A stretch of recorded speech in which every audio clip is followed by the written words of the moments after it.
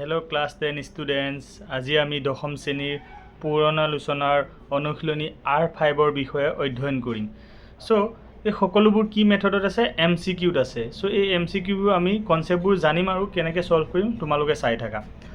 So প্ৰথম R5 ৰ আমাৰ প্ৰথম কোৱেশ্চনটো কি দিয়া আছে দুটা ত্ৰিভুজ সৰ্বাংগসম হ'ব যদিহে দিয়া আছে সিহঁতৰ কালি সমান সিহঁতৰ আকৃতি একে কিন্তু আকাৰ বেলেগ হ'ব পাৰে সিহঁতৰ সকলো অনুৰূপ বাহু আৰু কোণবোৰ সমান কেৱল সিহঁতৰ পৰিসীমা সমান।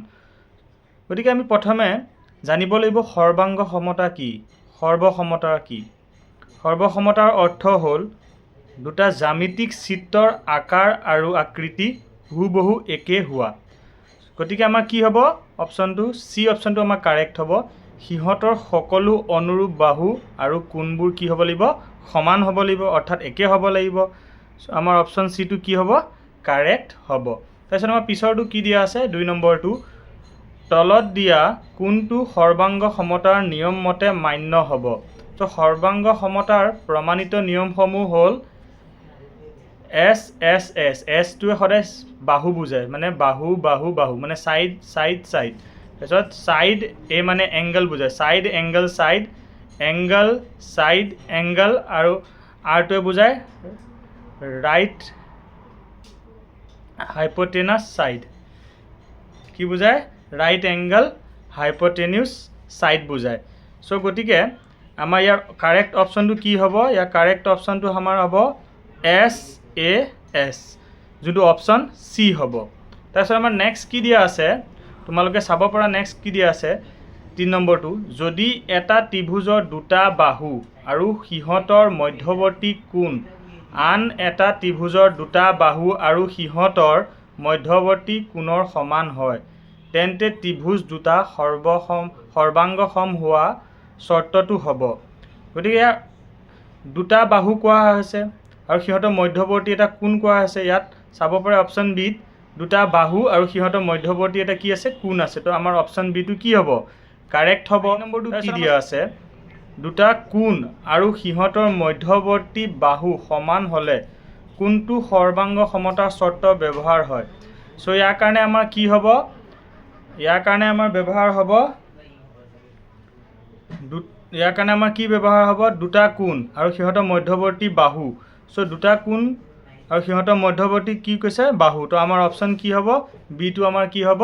তাৰপিছত কি দিয়া আছে 5 নম্বৰ দুটা সমকোণী ত্ৰিভুজ ৰাইট এংগল হাইপোটেনিউছ সাইড চৰ্তৰ দ্বাৰা সৰ্বাংগসম হ'লে সিহঁতৰ সমান জোখৰ কি হ'ব অতিভুজ আৰু এডাল অনুৰূপ বাহু থাকিব। তো অপশ্যন আমাৰ কি হ'ব সি টো কাৰেক্ট হ'ব।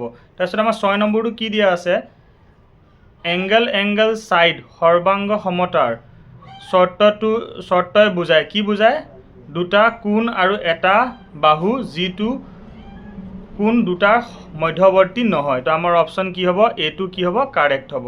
তাৰপিছত 7 নম্বৰটো যদি চাওঁ ইয়াত কি দিয়া আছে ত্ৰিভুজ এ বি চি সৰ্বাংগসম কি দিয়া আছে ত্ৰিভুজ ডি ই এফ মানে দুইটা ত্ৰিভুজৰ এংগল এ লগত সিটো ত্ৰিভুজৰ এংগল ডি সমান হ'ব আৰু কোণ বিৰ লগত কোণ ই কি হ'ব সমান হ'ব সিটো ত্ৰিভুজৰ আৰু সিটো ত্ৰিভুজৰ এ বি আৰু সিটো ত্ৰিভুজৰ ডি ই লগত কি হ'ব সমান হ'ব। গতিকে দুটা কোণ আৰু এটা কি বুজাই আছে বাহু বুজাই আছে। গতিকে আমাৰ কোনটো অপশ্যন কাৰেক্ট হ'ব আমাৰ অপশ্যন বি টো কি হ'ব কাৰেক্ট হ'ব।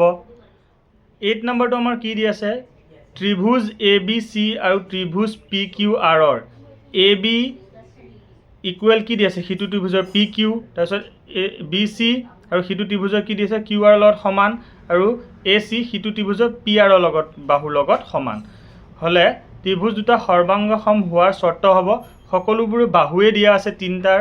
গতিকে আমাৰ কি কোনটো চৰ্ত হ'ব বি নম্বৰ সাইড সাইড সাইড অৰ্থাৎ বাহু বাহু বাহুটো আমাৰ কি হ'ব শুদ্ধ হ'ব। তলত কি দিয়া আছে এই চিহ্ন এটা দিয়া আছে চিহ্নটোৱে কি সূচায় চিহ্নটোৱে আমাৰ কি সূচায় সৰ্বাংগ সমতা সূচায়।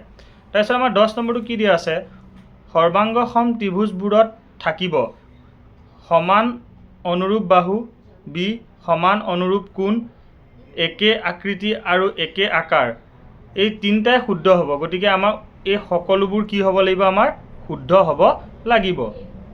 সো